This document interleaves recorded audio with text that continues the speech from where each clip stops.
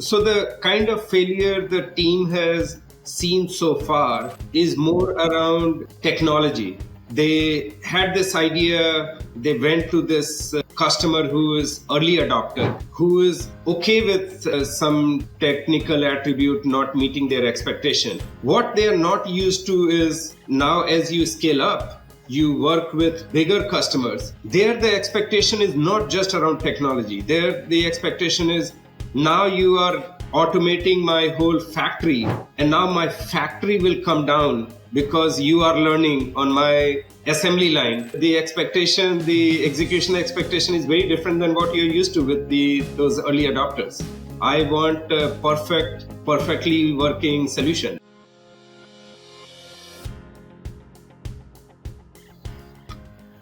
Hi, everyone, and welcome back to a new episode of the World Class Leader Show. And, we launched the YouTube channel a few weeks ago, so it's amazing to have another CEO, a great CEO with us.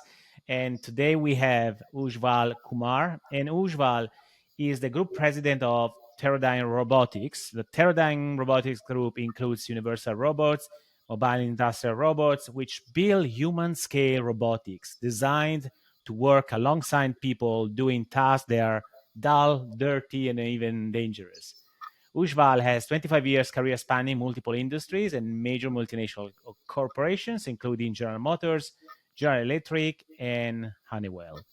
He has also a Master of Business Administration from the University of Michigan's Ross School of Business, Master of Science in Mechanical Engineering from the University of Maryland, and a Bachelor of Science in Mechanical Engineering from the Indian Institute of Technology. So, Ujjwal, thanks for being on the show today. Thank you, Andrea. Awesome. So, Ujjwal, I would like to start with this. So, by the way, where are you located so people understand where you are in the world? I'm in the Boston area in US. Okay, awesome. So, Ujjwal, I would like to start with this. So, the reason why we connected, because, you worked with one of the, I'm very happy to say, one of the most influential CEOs out there, Lorenzo Simonelli. You worked with him in the past in General Electric, and we connected. And I think you're doing a great job as a CEO, and you have already an amazing experience. I wonder how important your experience with GM first and then General Electric. I don't remember whether it was GM first. I think GM first, it's GM, right? then GE, then Honeywell. Exactly. Now here, yeah. Right, and then Honeywell. So large corporations. So how has been, if you like, the major lessons, having worked with such large organizations? So anything to share on that? So yes, I took my career through these marquee companies, and I would say those were great experiences which I have used in successive roles and in the role I am in today, where we are trying to create the next wave of industrial transformation through robotics. I am able to use the learnings gathered from the GE to GM to the automation leader of Honeywell. These bigger companies, they focus on bigger problems they for the customer and for the societies. So it forces you to, number one, think out of box to bring in solution for those bigger problems, like how Lorenzo is doing. But it also forces you to leverage the true strength of our world. These global companies, they bring in best of the talent from everywhere in the world to solve bigger problems. And that is something which has shaped me as a leader, where now I have lived on 3 continents and having worked with people from around the world. You put me in any situation, the number one value I add is connect with people from different parts of the world, different way of people who look at problem differently, and work together to solve a problem. Yeah, and I like the connectivity element of talents, connectivity, large, big problems. So what was your motivation to join Teradyne Robotics? Because you joined quite recently, right? So 6 months back, yeah. So you are actually really at the typical turning point, right? So normally we say after 6 months, CEO started to make changes, make big decisions. Is that your turning point as a CEO in an organization? So I'm getting ready for my board presentation on Monday, Okay, great. in a few days. The in my industrial career, like I've always, let me just quickly start with how I picked my career. Yes. Mechanical engineer, I wanted to go to the best um, industrial player out there. General Motors was the number one Fortune 500 forever. I joined GM, learned a lot, and there I saw the industry 3.0 being implemented to drive manufacturing transformation, operational transformation. And industry 3.0 was about bringing in those industrial robots to Right. and the methodology of lean and six sigma to drive transformation. Then I moved to GE, which was the number one industrial player in 2005 when I joined. And I learned a lot from applying those same industrial transformation philosophies and learnings from GE Healthcare to GE Aviation to GE Oil and Gas. And I saw how there are some common link between different industry verticals. Now we are at Industry 5.0. This is the AI and robotics driven transformation. And I can't believe that from Industry 3.0, which seemed so cutting edge, to Industry 4.0, which was all about software-based transformation. And I was feeling great that we are driving next generation of transformation in the industrial world. The world has moved at a very fast pace. This AI and robotics is going to completely transform the industrial world as we know of and what I grew up with. I still remember driving those Industry 3.0 based transformation at GM and also at GE. And now the AI and robotics is unlocking new set of potential for every industry. And that is one of the main reasons why I moved here. I'm building this new software-based robotics platform for Teradyne. We have two leading collaborative robots portfolios in the Teradyne Robotics family. Right. Is it fair to say that AI has accelerated the development in robotics, or you don't believe there is a strong correlation connection between the two? I would say AI has absolutely given new ways to use robotics, especially the collaborative Right. robotics, which was already software-based robotic solutions. And we're gonna get to Teradyne because I'm curious about the future, that you are creating for the organization. I have just last question out of my curiosity because I worked in the past in my corporate experience as a quality director of an organization in manufacturing construction, so I can really understand the power and the value of robotics in industrial world. Nonetheless, is a typical objection or concern from people that work in the typical blue collar, say robotics is going to replace our work. Do you feel a sort of pushback from organization or from people because they feel like robotics is an enemy or a threat to their own existence?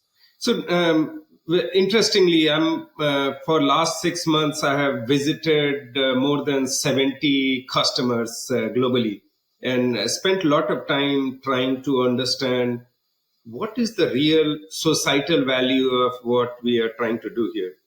Hmm. Interestingly, most of the adoption for robotics I see in Europe is through unions. Unions Oh, really? at the manufacturing side, they want to bring in robotics to improve the quality of life for their workers. And as you started the call explaining what these collaborative robots are about, this is about taking those repetitive dirty, and dangerous job which human beings are exposed to, those are the kind of jobs which has a business case and societal case to be done by a smart robotic system. I don't think robots are going to replace human beings. I don't think even these AI based robots, which is how we are now further redefining robots, even they are not going to replace human beings. They will take some of the tasks which frankly we shouldn't be doing because they are just dull and dirty and dangerous, Yeah. to make our work more fulfilling, and so that we as human beings we can focus on more high value added job. I love that, and I particularly love the correlation that you made with safety. So, if robotics is able to take jobs they are considered particularly dangerous, or in other words, they can actually threat, the safety in organization. I think that is a massive, massive benefit for the workers themselves, not just for organization. Love that. Now, in terms of the future, one question that I ask to everyone in this podcast, Ujjwal, because I'm very, very curious about how CEOs are shaping the future for themselves, for the company, but maybe and hopefully as well for society. You just mentioned a few things, but what's the future that you are creating for Teradyne? So see, since I come from this very strong industrial background, like in my previous job I had 25 factories, I have now seen how an automotive company works, or a healthcare company works, and aviation works, or oil and gas, and lot of different industrial end markets. This is the learning which I'm bringing into not just the Teradyne Robotics business, but for this new age robotics field as a whole.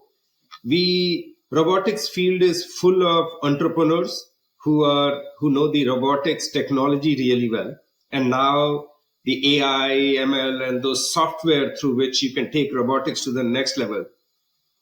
The way I see my unique role into this fast evolving space is the insights about the end customer. When I talk to my robotics experts, I tell them you would be talking to me as the person running that manufacturing operation. Your value proposition is self-fulfilling. It's too geeky just talking about your robot. It's not talking about my pain points.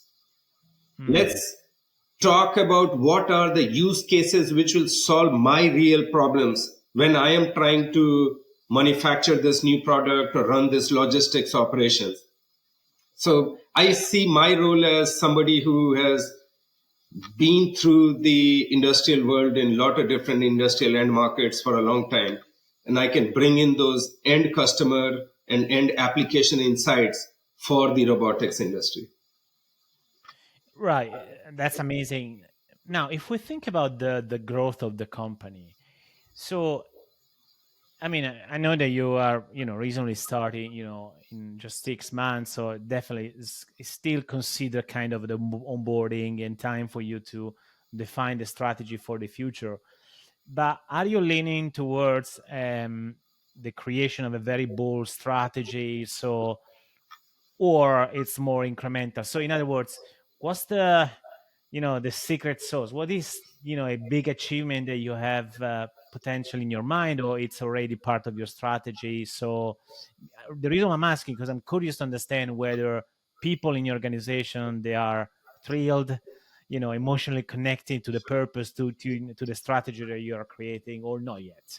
So I would say the Teradyne Robotics, and we being the market leader in the collaborative robot space, the whole collaborative robot space is at the cusp of this accelerated growth. Like, we have been growing really well, but we have a potential to now solve bigger problem for our customers.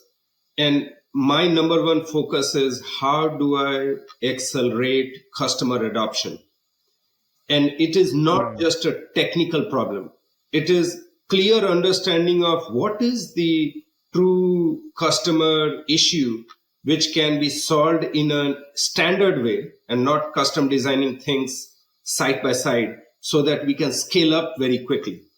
And this is a challenge for the collaborative robot space in general and robotic and automation space in general. The this bringing in the insights, the end customer insight to accelerate customer adoption is the number one priority. Right. And I feel that there are some really good cutting edge technology coming up in the market through these startups and mid-sized companies around AI, ML, some of the vision technologies, connectivity, mobile technologies. So the number one focus for me is to do some VC investment, corporate VC investment in these targeted companies. Right. To help scale up those technologies to further accelerate customer adoption.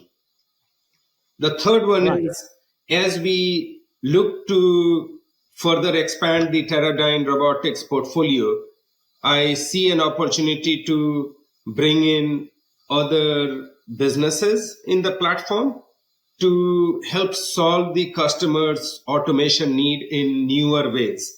And M&A is another lever which we are looking at.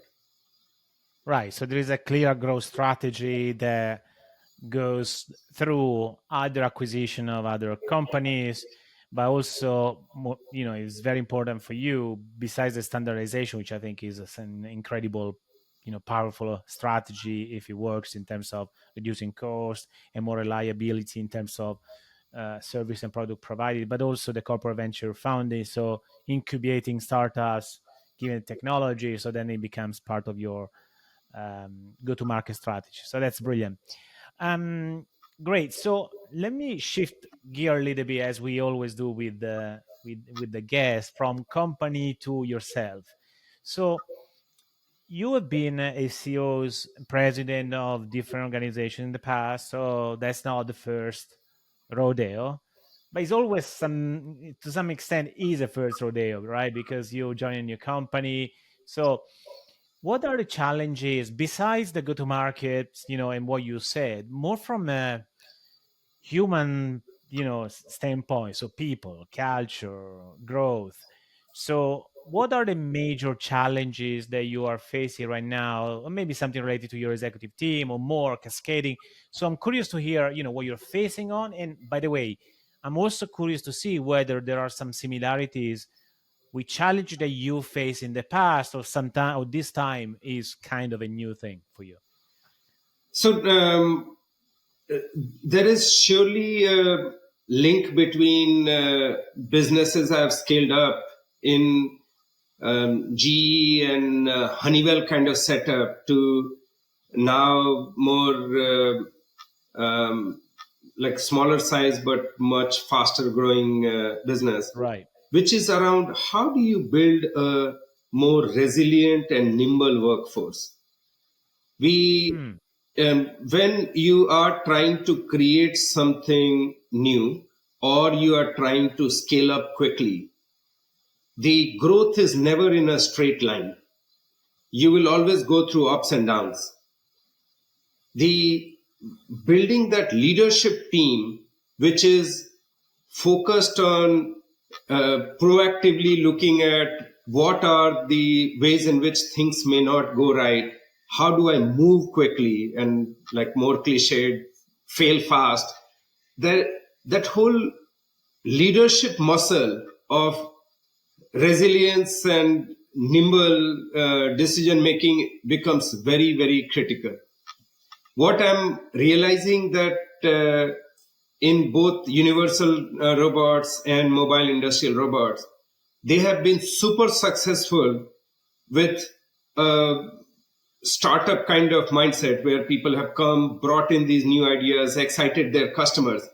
Now those same set of people need to do more boring stuff of scaling up these businesses to the next level. So now you have to start thinking of the kind of customers I got excited in the past were more early adopters. The new set of customers I need to excite, these are larger companies with more higher expectation on execution, on reliability. How do you change your core way in which you're connecting with them, and how do you take setbacks and failures as not failures but a learning? And so I'm spending a lot of time right now building that right culture, that leadership muscle of the transformation journey which we are going towards. This will not be in a straight line, and we will have setbacks, but as a team we will learn how to handle those setbacks and not doing a blame game. Will cross that chasm as a team. And I've done this before. This is a bit different because this is not just new for the product portfolio, but it's also new for the world. The world has not seen how these new age software based robots and can solve newer problems. So you feel like you launch something new and it will scale up very quickly, but it takes time.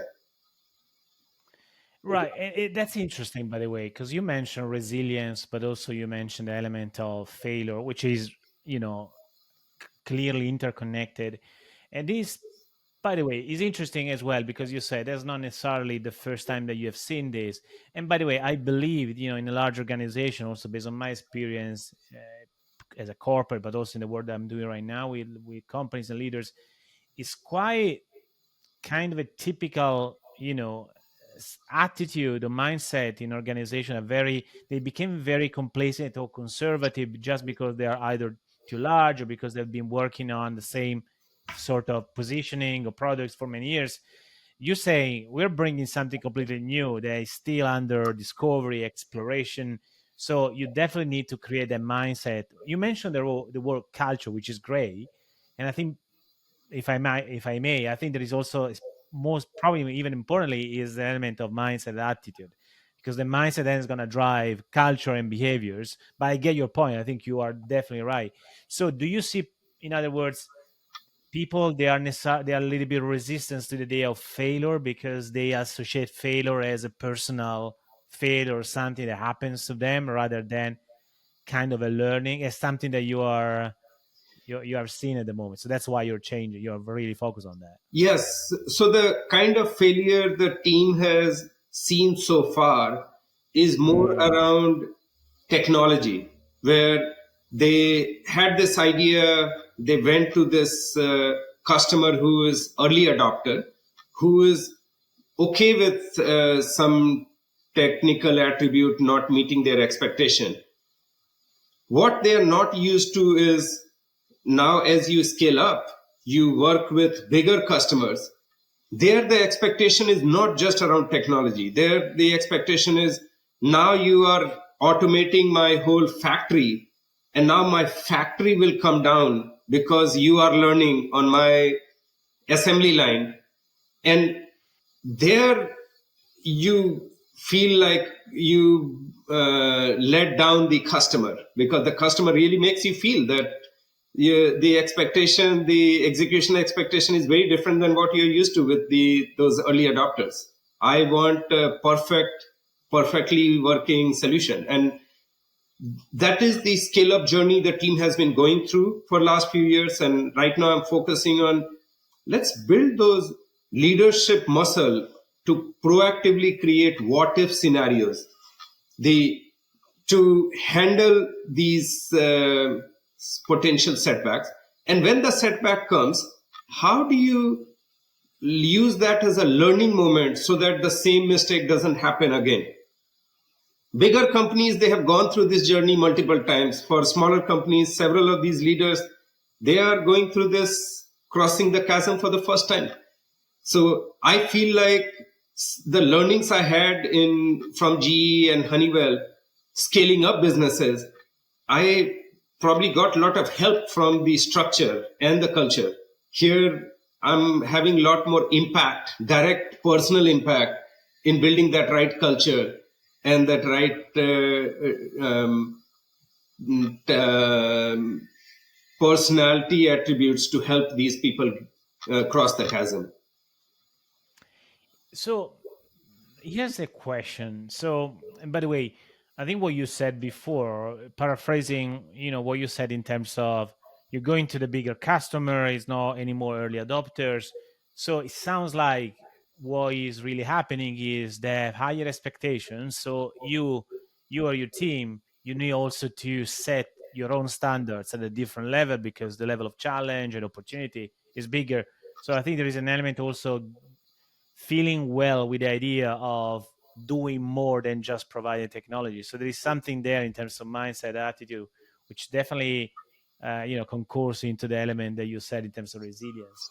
Um, but I have a question: is how can you drive that? So if people feel, you know, they might feel like, okay, well, let me rephrase it. So how can you, based on your experience, turn the notion of failure into the notion of setback? By the way, I love that because to me failure, I don't know whether you agree, but for me failure is just a narrative. It's just a narrative that we create for ourselves.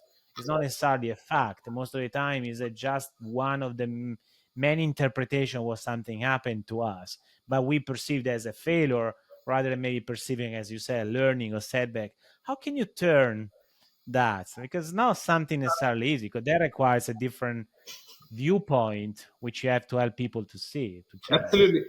When you're creating something new and scaling things up so quickly, if you're not failing, you're not pushing the envelope. So we as the leadership team and the overall robotics team, we need to see failure as an essential part of our learning process. We will create something big only by taking those big bets, taking risk with our ideas and people. So it's a cultural transformation we need to create that big ambition which we have to solve those bigger problems for our customers through automation and robotics. The It comes from our core leadership behavior.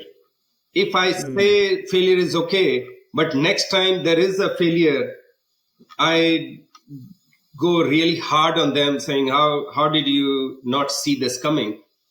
I would have lost that very important moment and that opportunity I had to help build that muscle of that learning muscle. I want to use that failure as a moment to pivot, to help the person think, what do I learn? Quickly innovate, quickly pivot, and move to the next level. And so we as a leadership team, we are doing a quarterly reflection where we intentionally lay out what are the things which did not go as we expected and how do we use that as a learning moment. Wow, nice. Which I think is way deeper process than just a lesson learning exercise. That's what I'm hearing from your words. It's a deeper reflection on that. I think that's amazing. By the way, I've seen leaders to get what you're doing in even if you like in even a stronger way. They call it, for example, I think we can say kind of a fuck up session where they actually go deep on all the things that went wrong in doing something in the business, which really I love as an approach. And by the way, we're gonna go back in a second in your leadership approach because now you get me hooked, and I would like to understand what's your leadership approach to foster that environment, but also given also your past experience with large company. One thing that I'm really fascinated about, I'm writing a book right now, is how really driving execution organization. How can you drive the sense of ownership? We are all together here and we're gonna make things happen. Is this something that you faced in the past, in addition to resilience as one of the challenges of really driving execution organization, No, or is not something that no, you experienced in the past? absolutely. See, the difference between people who are able to execute big and scale up versus people who had great ideas but they could never scale up is the operationalization of those ideas. This is one of the things which bigger companies struggle with, and also smaller companies who want to scale up, they struggle with. So one of the things which I'm helping the team here is, let's lay out our strategy and the next level details on how will we operationalize it. And operationalization is not just about goal setting, and we do a very good job of goal setting and what number we should hit every quarter. But to drive, to truly operationalize, you have to dedicate people. You have to build a change management game plan, a very strong operating rhythm, that drumbeat, which I learned in my GE days. If you don't, you come up with an idea, you don't dedicate people and don't work on the change management and a strong operating rhythm, 6 months down the line, you will say, was my idea wrong? Because I didn't get all the results which I was expecting. And then you start blaming people who were supposed to be responsible for those, or you start questioning your strategy rather than questioning the operationalization aspect. So execution, rigor, and going into the details of what it takes to bring that idea to life is a very critical leadership muscle. Understand. It makes sense. And get into leadership. So how can you know, I'm very curious to understand what's your leadership style that is facilitating what we described so far. So is there something specific that you find extremely effective in the way how you're leading your people in order to foster that, encourage that culture of openness, failure is okay, let's learn together? It sounds like you're trying to create a learning organization. So what is the leadership style that seems to be more effective in these spaces? So I do spend a lot of time understanding where each of my leaders they're coming from. I want to them to know that I am truly, genuinely interested in listening and learning from them, so that they pass on that same culture down.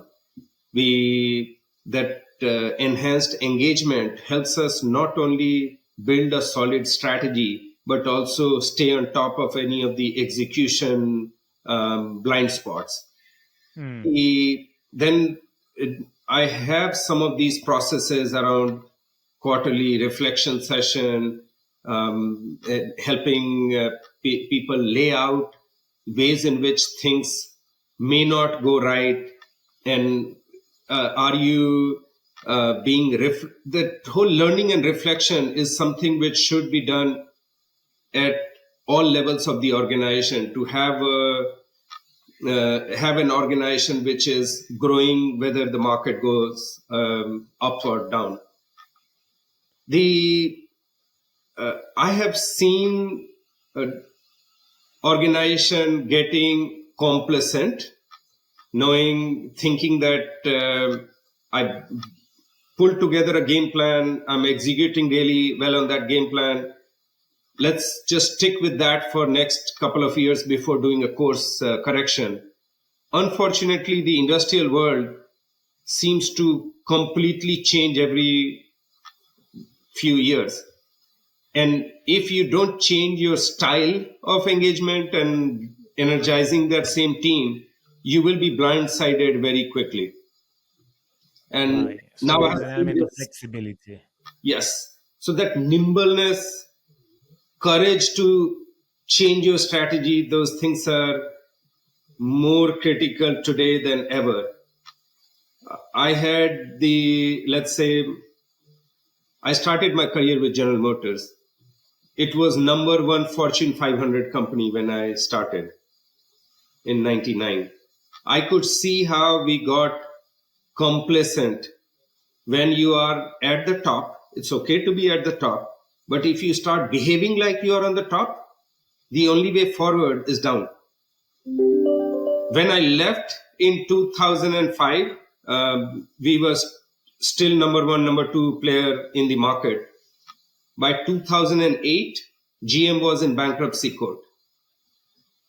When I was leaving GM, people was telling me, like, why would you leave GM? People go there and retire from there. I said, I can see the writing on the wall. We are behaving like a big company. We are behaving like we are on the top. And they would say, what is wrong in that? I am at the top. I'll behave like one. That we are not in that world. The day you start behaving like you're on the top, you will take actions which are not forcing you to reinvent yourself. You are too proud to do the needed course correction. And smaller, nimbler company will come and displace you. And Which, by the way, that's what happened with GM. And for that's what example, happened. Tesla is a perfect example of what happened to GM. It And went from then I literally. joined GE. I joined GE. They were at the top of this industrial value chain. And it was going great. We again got complacent. And when I was leaving GE, I was getting deja vu of my GM days, saying, why does this thing happen to big companies who are at the top? It is so, like, the one of my favorite book is Good to Great, where you will see how it is very critical for us to be paranoid, for us to always think like a small company, think that if you are not keeping that agile energy and nimbleness in your organization, you could be number one in the world, but it doesn't take too long these days to get to the bottom. And that is the example I keep sharing with my team, saying, stay paranoid, keep thinking of what are the other ways in which you can solve the customer problem. The day you start thinking that I'm on the top, you will go down.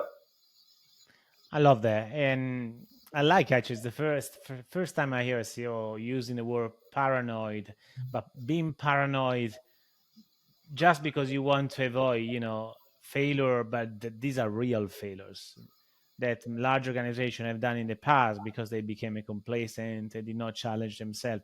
So it sounds like you are so you said flexible approach and be adaptable based on all the changes in the industry, but I think there is an element, that you want really to stretch everyone, make sure that everyone is listening because you're there to hear what they're saying. But I like this idea of being together, be obsessed and be bothered by, what's it potentially is happening. I like that. It's a really spirit of a successful startup, by the way. So that is great. Look, great. So last big question I have for you, Ujjwal, is let's switch again more on your personal life, but again, personal life not meaning your relationship, etc. I'm more curious about personal life from in this. Let me put this frame of reference. I'm curious to understand what does it take nowadays to be a CEO. So besides work, business, and strategy, etc. So what's the pressure, charge, implication of being CEO these days? So like the end market is evolving at a very fast pace. There is continuous change in the end market, continuous change in the new technologies through which market gets completely disrupted every few years. And then there is a huge demographic change. So the kind of workers who are joining the workforce today, they keep changing every 2-3 years.